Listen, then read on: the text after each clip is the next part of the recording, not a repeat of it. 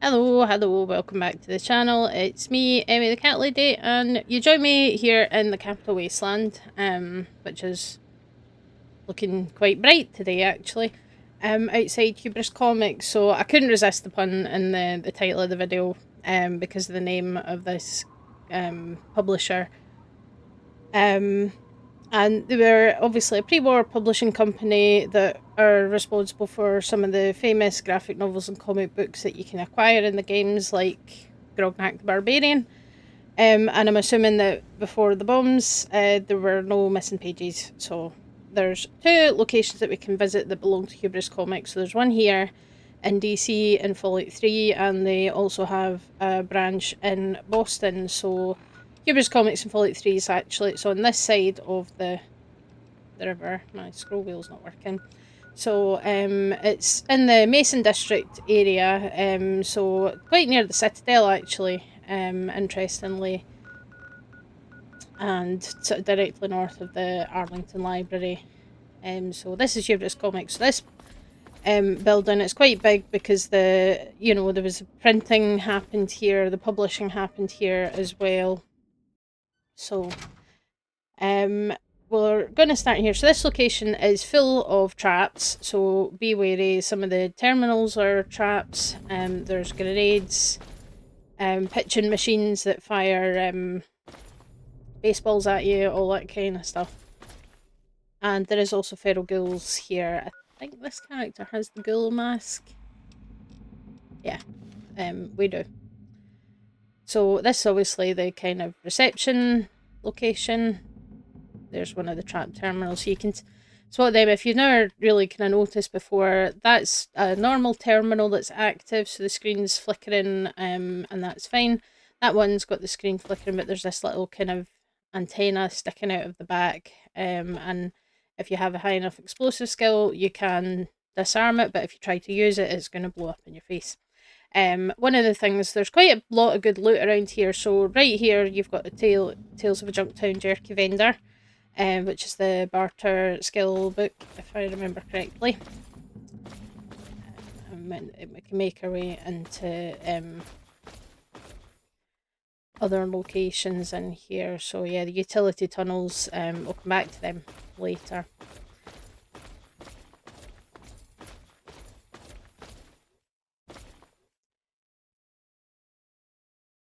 So it must be around this way. Yeah, see, I've already been here, so I think most of the traps have been deactivated, but you can see there's a tripwire there. And it's all been kind of blocked off and everything. I've got a fright there, sir. Ugh. What the hell? Oh, it's really creepy. It's like a burnt mannequin head with red eyes. Oh, I don't like that. No, thanks. Ugh. That was creepy. So yeah, there are feral ghouls here. My character is level 20, so glowing ones are going to be common, but because I have the ghoul mask, the ghouls are my friends, so it's all good. There's another one there. I think that might actually be... Yeah, so there's a few of them here, and obviously a bunch of typewriters, so this would be part of the publishing or part of the office kind of thing. Place is a bit wrecked. Understandable, really, given the situation. But we can... There's quite a lot to find. So yeah, here's where the pitching machines are. And all the traps in this place were actually put in place by a man named Mad Johnny Wes. So he ended up in here, went a bit nuts, and set up all these traps and things, and you can encounter him fighting off all the ghouls in this place. However, he is also hostile to you. He's gone a bit mad, so he's aggressive to everybody. So yeah, we can go down here to the printing. And we can find, so Mad Johnny West is he is a kind of a boss level character, so he has kind of unusually high health for, you know, a human, and he also has a perception of 10, which is very high compared to most other you know, kind of hostile NPCs, so he does tend to spot you first. This is the print and press terminal. So yeah, there's a Grognak the Barbarian loaded. Red ink is low. But if we turn on the print and press, it's malfunctioning. And we can see some smoke coming up from underneath. The reason there's a problem is that there is a skeleton blocking it somewhere, which we'll find in a second when we go downstairs. Then there's this room. So this is where Mad Johnny kind of pulled up, is into this room, and I need to figure out how to actually get into it, but yeah. So yeah, you can see there's smoke coming from the print and press now because we tried to turn it on and it's not working. But the ghouls are fine, they don't care. They were friendly. But yeah, there's basically a skeleton clogging up the works. So you can activate it, but you can't do anything with it, unfortunately. It's other than turn it on and see that it's broken. But we're gonna keep going and get to Mad Johnny Weiss's room, which is in here. So this is where he is. There he is. So he has a minigun and a baseball bat, and he's been holed up in here for quite some time. There's also a terminal, so there was turrets as well, which obviously they've been destroyed. And one of the things about, you know, obviously there's a person stuck in the print and press. If you go to Our Lady of Hope Hospital, you can find in one of the terminals, there was an entry detailing a employee of Hubris Comics who suffered a serious injury from the printing press. They received both heat burns and chemical burns from the malfunctioning printing press. So it seems to be that, you know, safety is a wee bit of an issue. So yeah, there's a couple of things. You can find some of these on the receptionist terminal as well, which gives us some interesting things. So there's the release schedule, so we can see what their plans were for comic books to be released. So in June we had Captain Cosmos, The Space American Way, Kid Wacky's Zany Hijinks, Grognak the Barbarian, Revenge of the Mansaurian, and Tales from the Front, Alaska Unbowed. I'm not sure what that's supposed to mean. But yeah, and so we can see that it's full of fun wartime propaganda. So Tales from the Front liberated Canada. Canada was annexed, not liberated. There is a distinction there. Feels somewhat relevant to real life at the moment, unfortunately.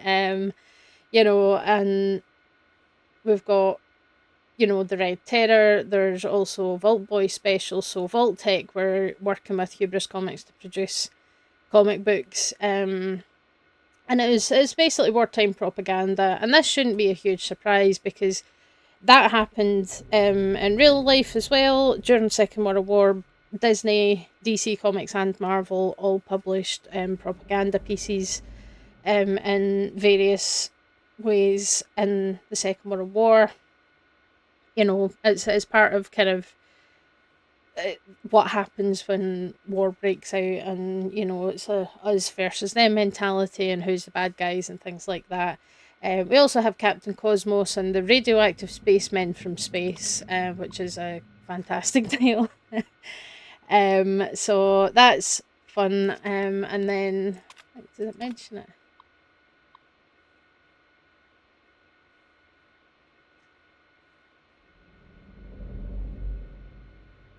No, it doesn't. Is it in the press release? Yeah, here we go. So Hubris Comics and Vault Tech Incorporated unveil Vault Boy meets Hell's Chain Gang limited 5-part miniseries. So yeah, we're teaming up to bring a gripping grimoire of greatness. So that's some fun alliteration there. So basically they are bringing Vault Boy character into a series with the Hell's Chain Gang. And the Valiant vigilantes take on Chairman Ching's commie cyborg corps. Try saying that 5 times fast. You know, and Vault Boy knows a thing or two about going up against that red menace. So again, we've got more, you know, anti-Chinese, anti-communist propaganda. In an alternate future where the Chinese communists have managed to invade America and Vault Boy and Hell's Chain Gang are the last best hope for America, blah, blah, blah.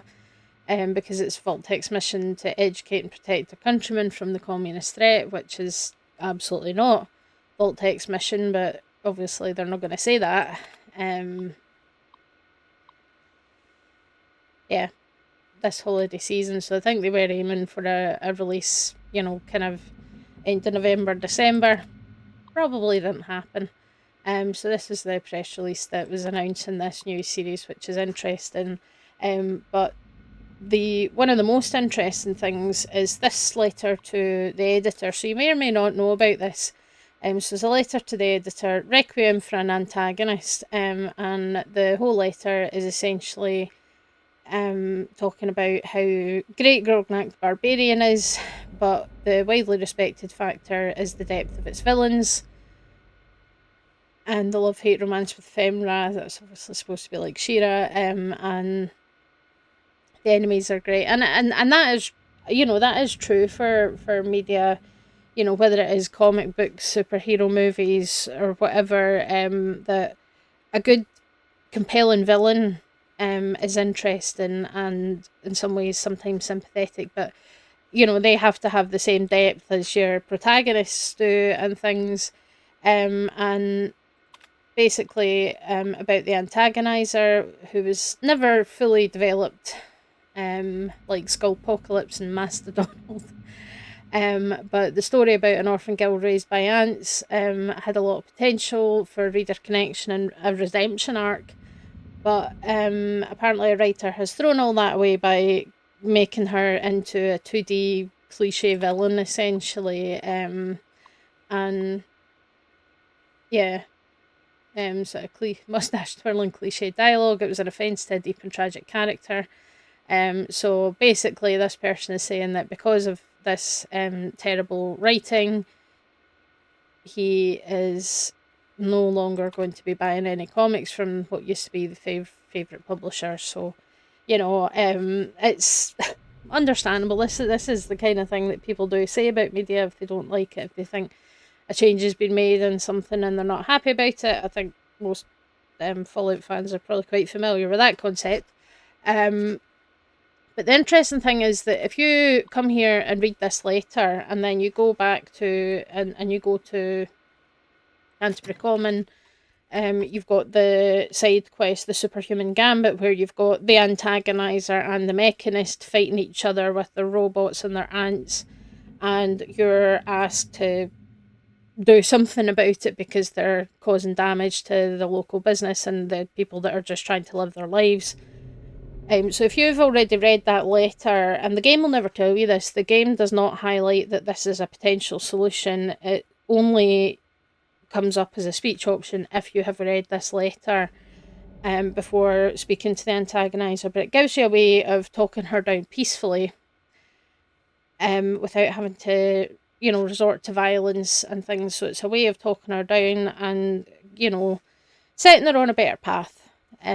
Which is a really nice thing, and I say the game doesn't flag it at all. You're just like, you just have to figure things out. But if you happen to have come here and read the terminals, then you would know, you know, a bit more backstory to the character of the AntAgonizer, and you can use that to kind of sort things out, which is a really interesting thing, and it's quite a sneaky thing because obviously, you know, the game doesn't say, oh, go to this place to find out more. It's only if you happen to have come across it or if you know it exists that you can, you know, kind of make that solution, and it's a good peaceful way because all you need to do is stop one of them from fighting and then the other one will calm down and everything will be fine. But it's a peaceful way of solving that that quest, and it's quite a cool thing that it's there just if you happen to have spent some time looking around. How do I get out of here again? I am lost. There we go.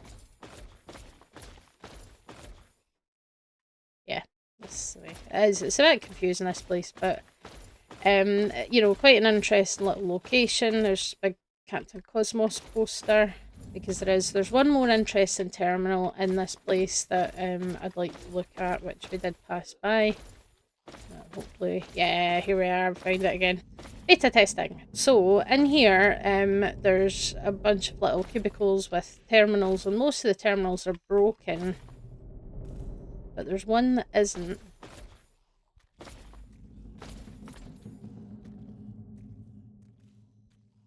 There's one that isn't. I don't know where it is, but there is one somewhere.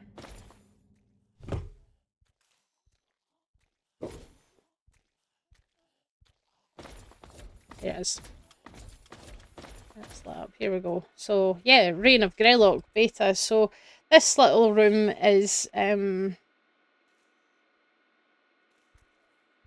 beta testing. So what we have here on this terminal is a text adventure game. So these are very old school RPGs where essentially you would enter commands and it progress through the game.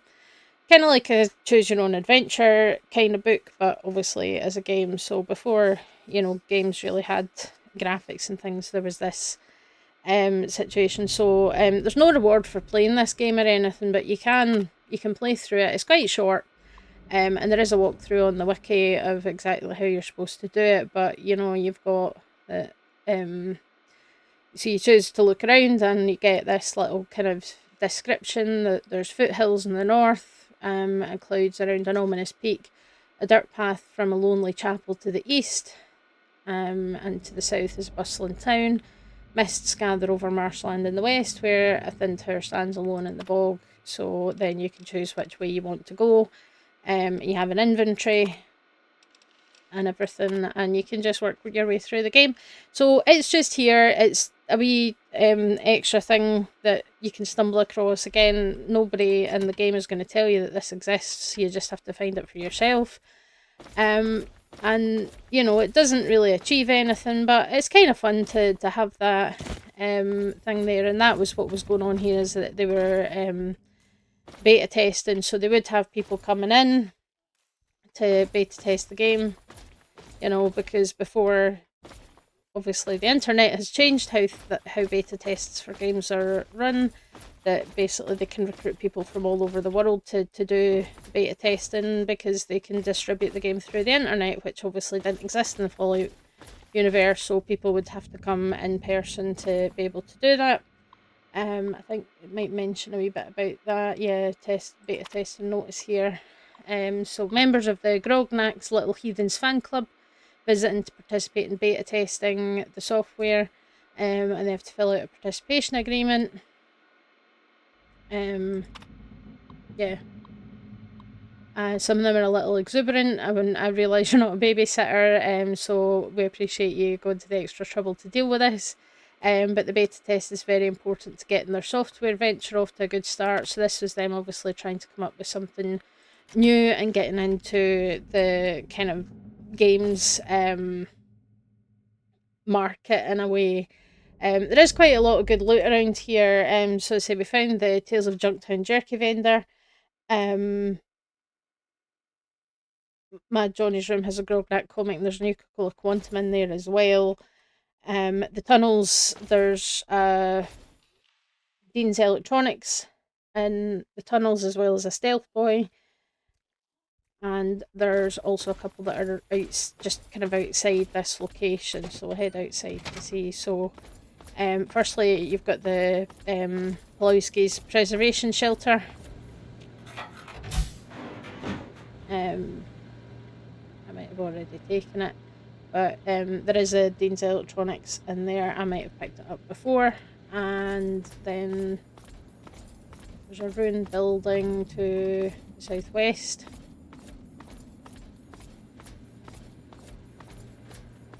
There's also super mutants everywhere, so do be careful.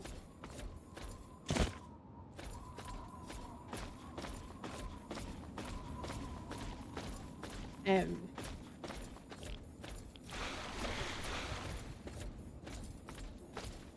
might be the one.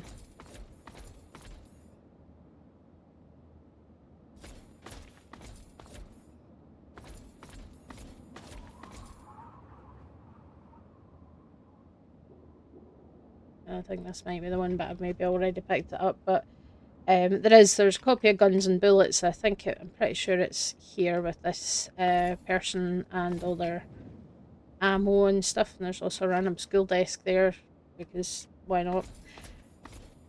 Yeah, so there's a few skill books in the area as well, which is really nice to have. Obviously, the skill books, I mean, they are plentiful in Fallout 3. That there's probably too much of them, because their existence, as well as carefully chosen perks and things and careful timing of picking up bobbleheads, does mean that you have the ability to basically make a perfect character. It takes a bit of time and forethought, but it can be done. Can I get up here? Yeah.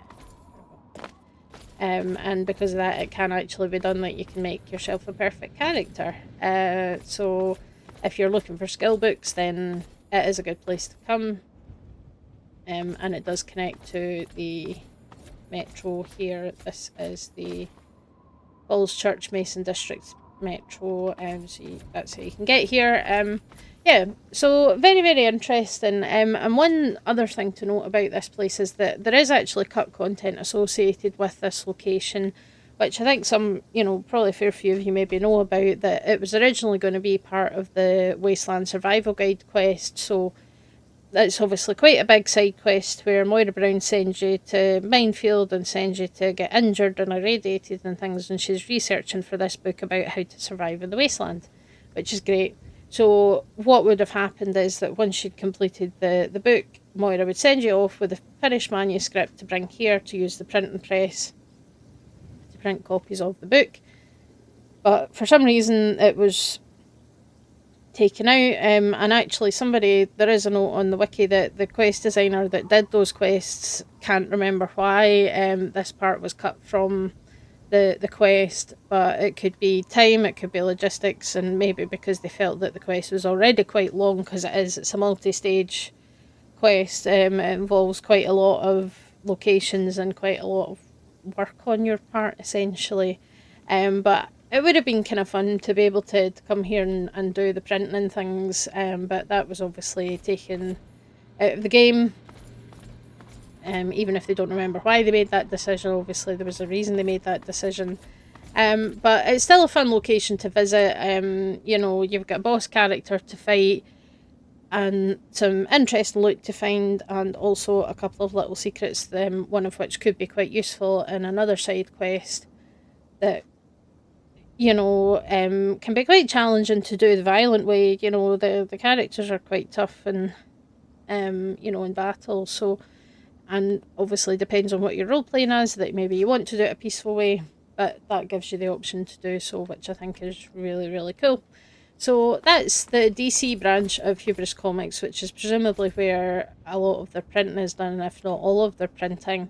And then obviously the books would be distributed across the country to various locations.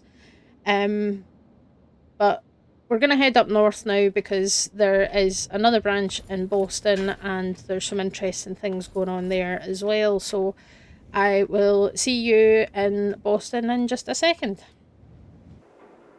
Okay, it's a nice bright sunny day in Boston today, but here we are at Hubris Comics, which is quite a tall building. We've got logo there, the Unstoppables poster.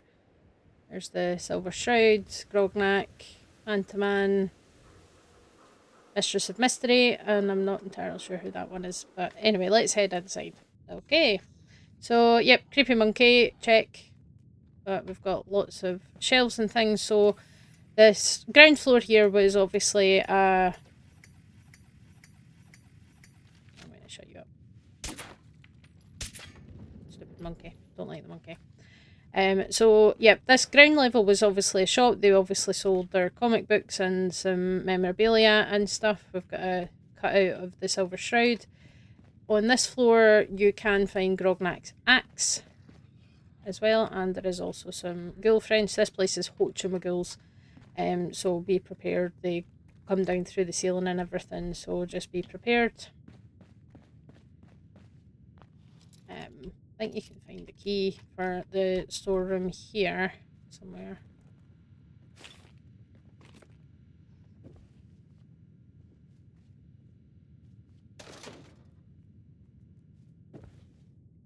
there is an issue of Unstoppables, which is nice, which apparently I never took.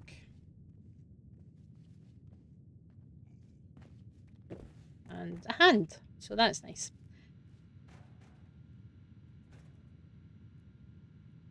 Let's have a look at this terminal.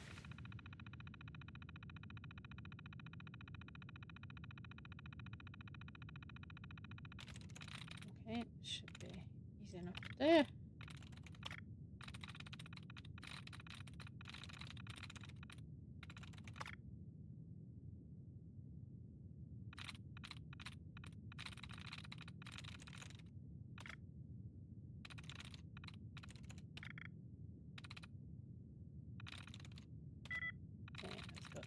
Nice.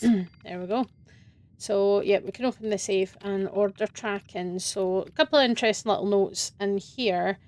So we've got the August pre-orders, and they ran out of Grognak twice, and 95% were picked up. So we can see that Grognak the Barbarian is the most popular comic that they are selling here, with 102 copies, followed by Captain Cosmos and the Radioactive Spacemen from Space. Some a decent amount, really, of Tales from the Front. And again, not too bad for the Vault Boy special, but Man to Man is clearly the least popular in this. And then, funnily enough, both of the Man to Mans weren't picked up. No more pre-orders for Mr. Freely and Dover, so the people that did pre-order the Man to Man comics didn't even come and get them, and they're all still in the boxes, so clearly people aren't really that interested in Man to Man. So we're just gonna stop stocking them. But there's some inquiries about Silver Shroud comic book rumours, and again, Grognak and Captain Cosmos are tipping the bill. Timmy's Big Adventure, interesting. And then a thing about new subscribers, so they need to start the hard sell, getting people to subscribe to their comics. And they just come in and pick them up, and it's 5% cheaper than doing a mail order. But they have had a few new subscribers, including someone that seems to like the Man to Man comics, so maybe they will start selling a wee bit better, or they would if the bombs hadn't fell. But anyway, yeah, so that's the first floor. Obviously, the shop, they must have sold memorabilia and stuff as well. And then we can head up to where the offices are. So it's mainly offices on the second and third floor. As we can see, we've got typewriters, broken terminals, and 40 bajillion ghouls. You can pick up the Silver Shroud photo in here, which is part of you can collect all of that for Kent Conley, who's been a big fan of the Silver Shroud for 200 and something years, and loved listening to the radio show, which is kind of cute. He's adorable. So obviously you can come here for that quest line in particular. So there's the manager's terminals in here, and there's a few terminals, but I've kind of reorganised that into the actual cohesive story that the terminals. So there's several terminals that you can look at. The lead writer, the manager, and a couple other people, producers and things, that tell us a bit of a story about some issues with writers feeling like they had been treated poorly. This, and arguments about casting choices and things. So I say I've kind of reorganised the whole thing just to make it a bit more cohesive, so that we can actually see what the conversation was and what happened with all these people having disagreements about things. Because on the fourth floor at the very top, we've got more ghouls. I've already picked up the Silver Shroud outfit. But we've got a soundstage and we've got a recording booth. So they were in the process of beginning to film a TV spot for the Silver Shroud. It had been done as a radio play for 26 years or something. Certainly for a long, long time it was a radio play, and they were turning it into a TV show. So up here we've got obviously soundstage and mannequin, who when you first come here is wearing the Silver Shroud costume. In fact, I should have that on me. Let me see. Yeah, let's put it on. There we go. looking fabulous there.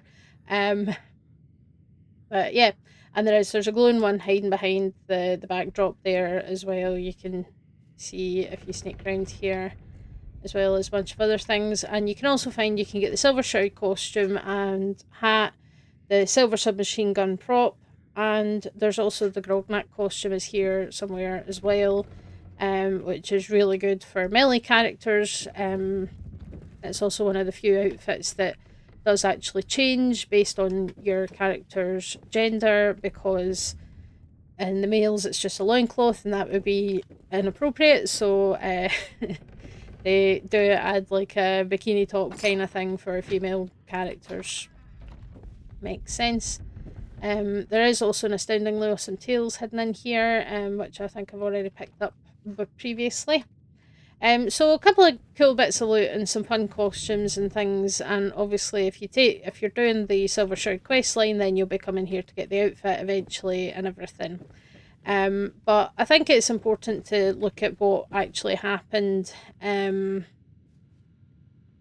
between the different employees here, because the production of this TV show caused quite a bit of drama. And it took me a bit of time. I had to go through and organise all the emails to back and forward to figure out the timeline of what happened and what was going on. So let's talk about our cast of characters. So we've got Tina, who's the lead writer, Shannon Rivers, who was the actress that played the Mistress of Mystery on the radio show for a long time, Vivi, the manager, Aaron and Evans are the producers, and Peter is the chief of publishing, and then Claire, who was cast as the Mistress of Mystery for the TV show. Because Shannon's face is apparently now one only made for radio, which is lovely, because she's too old to play the character on screen. So that's nice on the small silver screen.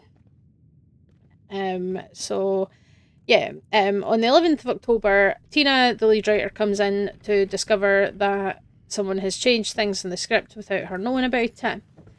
And that has resulted in... This is producer's terminal. So that has resulted in English butler being added to the the cast. Which she is just like, what is this? Who added this? So she says... I think this is the response. So she says, yeah, I came into work today and found another stealth revision to the shooting script. Now the Shroud has an English butler. I keep telling Babowski that we need our core fans to be our evangelists, so we can't keep making these stupid little changes. You have to talk to him before you go on vacation, otherwise I swear I'm bringing it up to Pete. So this email was sent to Vivian. Then this is the reply. I'll talk with him, but I wouldn't get my hopes up. Pete brought him in because he gets television. We have to accept that there's going to be changes to get to the small screen. I agree that our fans are important, but the Silver Shroud's numbers outside of Boston are not ideal. A lot is riding on the success of the pilot. So if Mr. Babowski thinks an English butler could help the show, please hear him out. I love the work you and Vince have done with the Shroud. We wouldn't be shooting this show without you. I know it's tough, but hang in there. So she's saying, like, I'll talk to him, but I can't promise that he's gonna, he's gonna change his mind on this.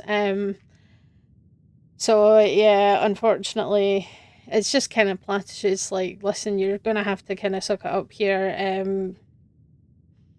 There's not really necessarily a lot that can be done if the producer decides this is how it has to be.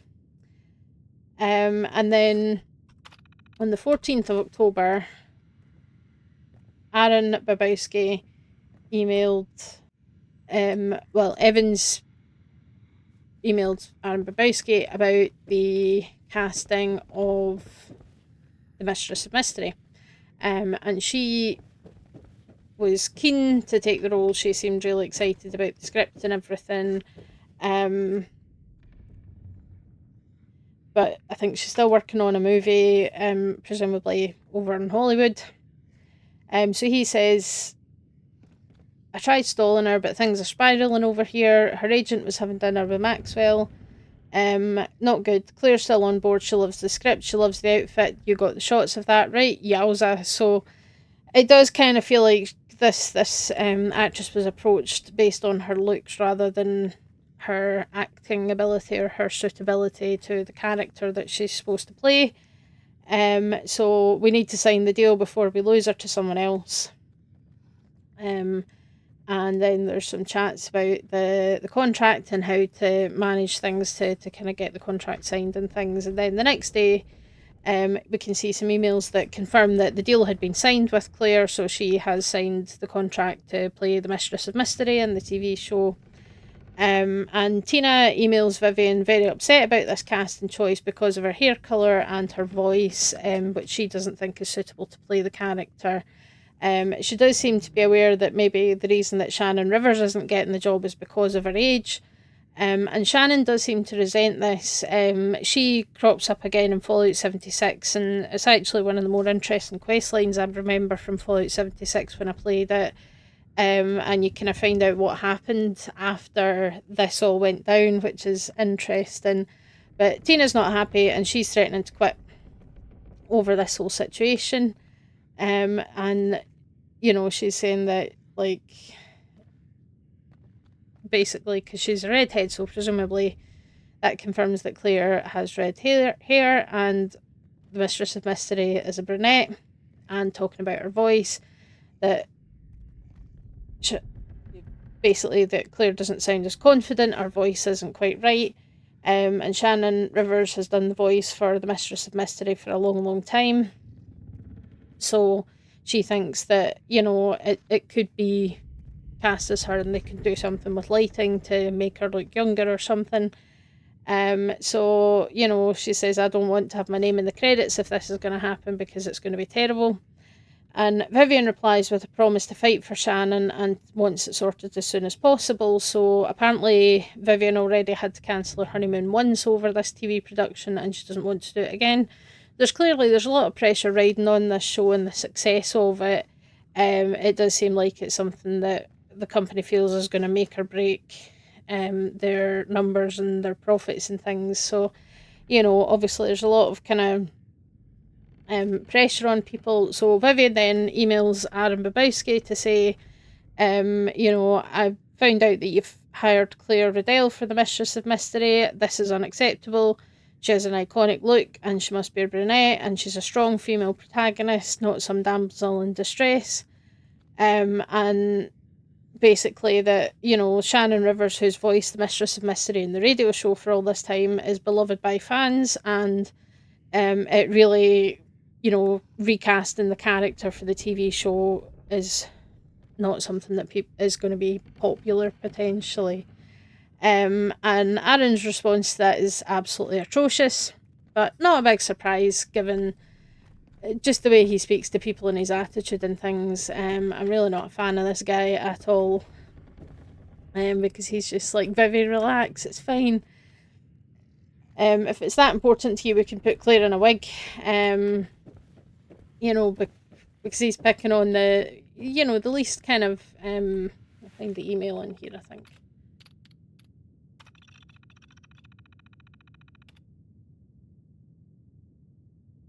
Yeah. I think it's going to be in the manager's terminal, the reply. Wonder if that's him there, actually. Yeah. Just the man's attitude gives me the heebie-jeebies, I have to say. I don't like the way he speaks to... Yeah, this one. So, yeah, we can put her in a wig, but the contract is signed, so this is how it's going to be. Why are you so obsessed with Mrs. Rivers? She might have been fine 20 years ago, but she's got a face made for radio, so love that. Misogyny and everything, and Claire's got the star power, and that's what we need. And he's agreed to new scenes. We need romance. So again, they're trying to kind of shove some romance in there. And Claire's got the goods. And this is a sentence that gives me the ick. Because I'm not entirely sure how I would interpret that as him potentially, does he mean that she's got the right kind of acting style that they want, or is this a comment about some aspect of her physical appearance? Kind of, yeah, it feels a bit creepy and misogynistic to me. And he's saying that Tina, the lead writer, if she's not up for dealing with this, then he'll bring somebody in from Hollywood to take over the writing.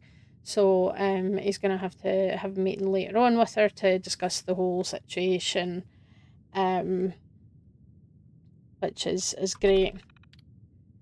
And then on the 18th, we get an email from Peter, who's the chief of publishing, and he is on board. He likes the outfit on Claire. He thinks that she looks great in it, and kind of approves that, her look, but he does agree that she needs to be a brunette and needs to have a strong voice. So obviously he's again on the side of maybe we put a wig on her. And he doesn't think Claire's voice is good, so he wants to suggest that we dub. So basically Shannon does the voice and it gets dubbed over it, instead of using Claire's voice, which means having two actresses for the same role. And they get the best of both worlds, which kind of makes sense. If the actress isn't good enough voice wise, then dubbing her over. But we don't know how Shannon Rivers is going to feel about that situation at this point, whether she would agree. And I'm guessing if this is the pilot episode, when you start something new like that, you're taking a chance because it could do well or it could flop. So you do need to be a wee bit cautious about how much money you invest into something like that. So producing a pilot episode for a new TV show, firstly, if you're dubbing voice lines onto somebody, then that's quite a time consuming task to do it well. So you're going to have to pay somebody to spend the time to do that, as well as paying two actresses for a single role. Which, I mean, I'm no expert on how these things are organised and things. I have a little tiny bit of experience of television work, because I have been a vet on set. So it was a sort of advert that was being filmed in the town that I used to work in, and they were using a live dog, so a vet has to be there to make sure that the animal is looked after and no harm comes to it and all that kind of stuff. So I got to see a little bit of what happens in the background when filming this kind of thing, and also did once appear on a TV programme with it's a programme about a local kind of animal rescue, and they turned up one day with a cat and a film crew. So that was an interesting experience, having a massive boom mic in my consult room and a guy with a camera pointed at me. Very awkward, but I say, and I'm learning to edit videos and things on the fly. I've definitely got better at it, but I think there's still a lot I don't know, and I'm learning and understanding more about it every time I make one of these videos. So, I don't know, it's not my background as such. I know a little bit of what I've seen from various bits and pieces, but, if you're talking, depending on how long an episode is, like 20 minutes, 30 minutes, 45 minutes, they're common kind of lengths, and then you've got all these dialogue lines and you're having to dub in the voice lines, and you need to make sure that the timing is right. Because otherwise you're going to get that uncanny valley, which you get if you watched sort of dubbed films, from a different language, and you can tell it's dubbed because the mouth doesn't match up with the words that are being said and things. So to do that right, it takes a bit of time, and somebody's going to have to get paid to do that. So yeah, it's definitely an interesting choice instead of just kind of sticking with the actress that they've already been working with for all this time. But things do end up coming to a head on the 20th. So this is the second email. So the first email, Aaron sends Tina a really creepy, patronising email saying, "Tina, baby, we need those new lines yesterday." And basically they want to get the script because he's got people sitting around catering, Foley's best men and actors sitting around because she's delaying the script. It's not Shakespeare we're writing, it's just TV, so he's like, you should have this done by now. And if you didn't know, Foley's, it probably means Foley artists, which are people who have a really cool sounding job. It actually sounds really, really cool to do. And basically they record sound effects for things, so like, even just somebody walking on a stone floor, or, various things. So they find various ways to make the right kind of sound effects that can then be added on into the scene in question. So really cool job, but obviously all that kind of stuff's going to be involved in this TV production. And basically saying as well that the wig is not really working for Claire. She doesn't like it. She doesn't want to wear a wig.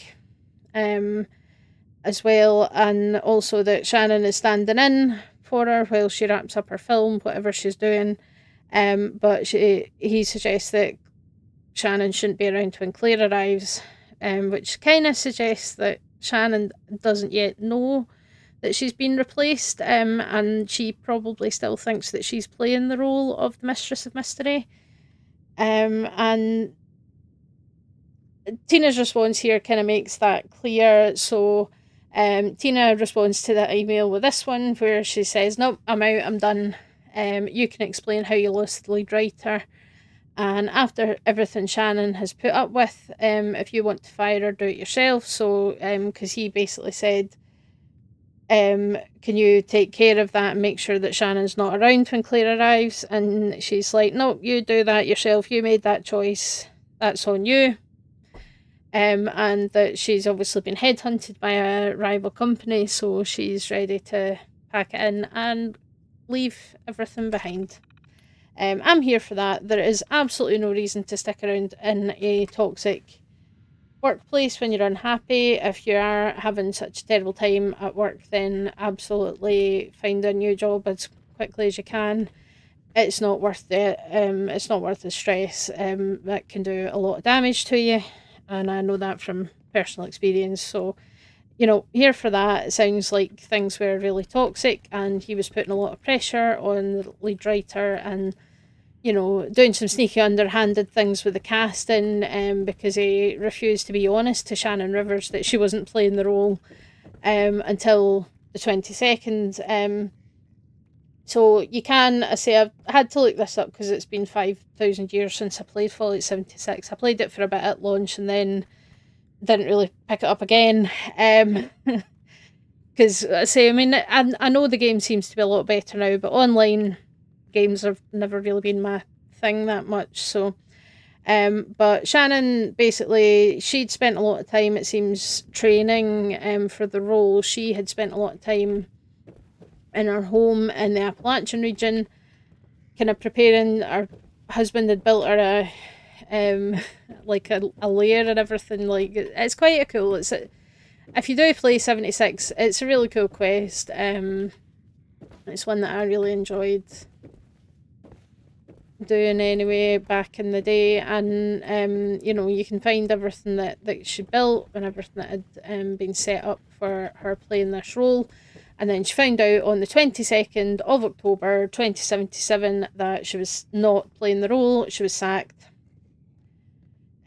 So she basically went home, and then obviously the bombs fell and she did survive. And when they were going out to scavenge for food, they were attacked by raiders, and Shannon, because of her training that she'd done, was able to defend herself and her daughter from the raiders, and she started taking in orphan girls in Appalachia and training them. And she built she built this kind of organisation that would go out and help people. And if you follow that quest line, you do actually eventually find her and her daughter Olivia's bodies together. So they did die, because at the start of Fallout 76, everybody was dead except the players.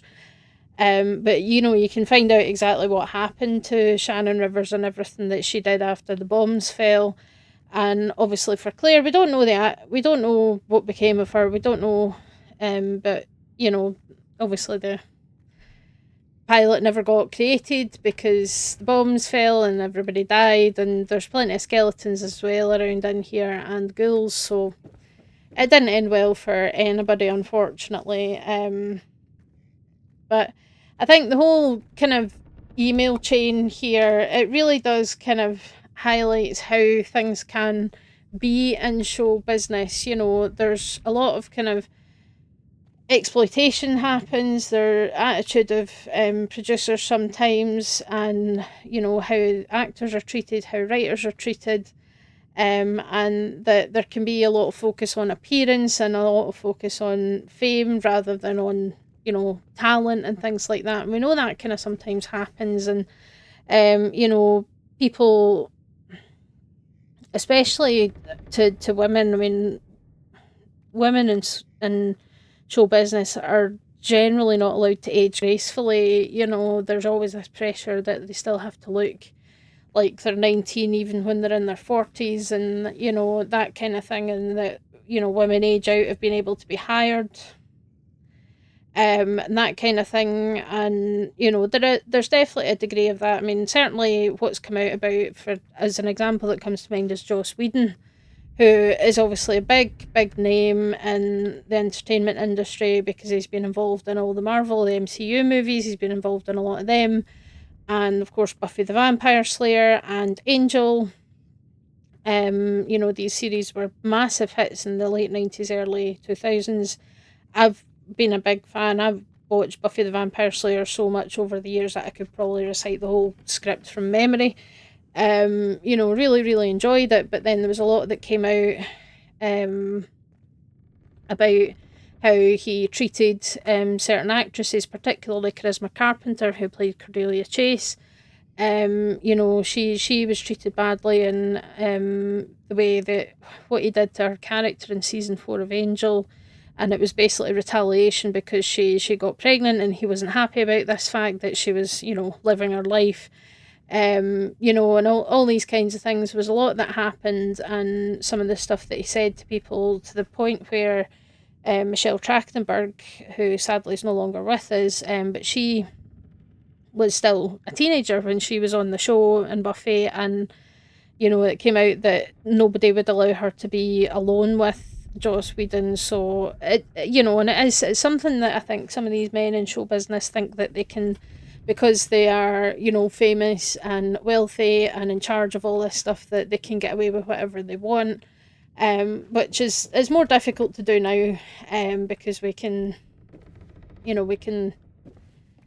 have a voice and actually say that. But this surely reflects that kind of toxicity that's there, and creative people do tend to be sometimes emotions can run high. It's part of the process of being creative. I mean, you can find there is a script you can find here. I've probably picked it up on this character, but it's getting through all these miscellaneous things to find stuff like that. It's an absolute nightmare. Anyway, there is a script and a holotape that you can find in here, and you can read it as well. It's very short, but you can actually read it, and it's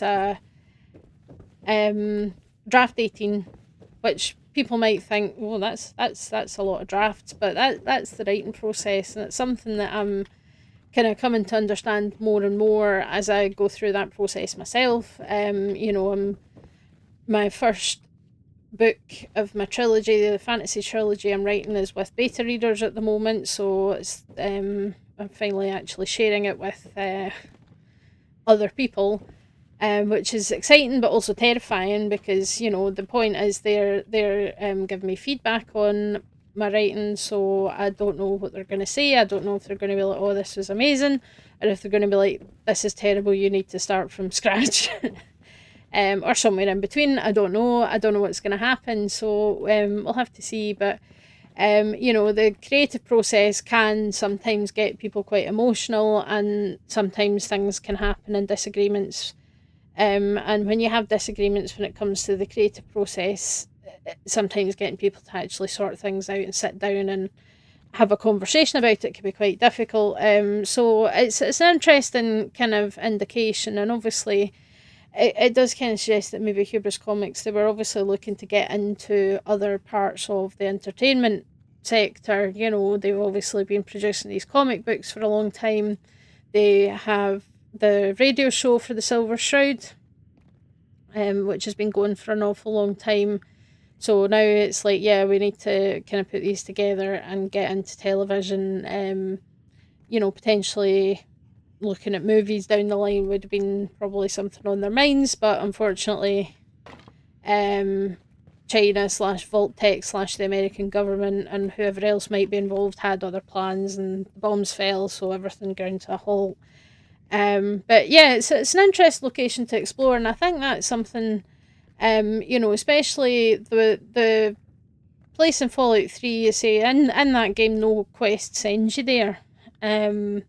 Because the one quest that would have sent you there, it was taken out of that quest. So it's one of these places that you maybe wouldn't know anything about unless you stumbled across it yourself. But the fact that it does hide a cool little text adventure game, and it does hide a potential quest solution that you might not have known about, that can make a difference to how you approach a specific quest. I think that's really, really cool.